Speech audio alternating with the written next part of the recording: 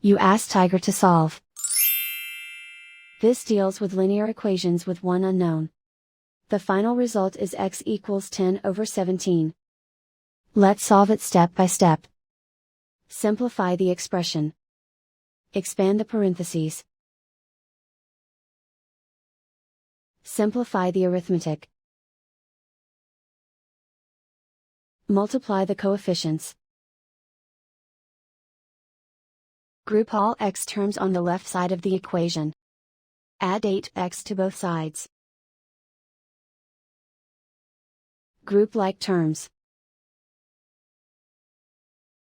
Simplify the arithmetic. Group like terms. Simplify the arithmetic. Group all constants on the right side of the equation. Subtract 5 from both sides.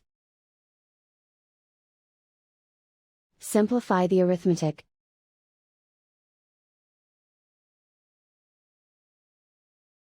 Isolate the x. Divide both sides by -17. Cancel out the negatives. Simplify the fraction. Cancel out the negatives.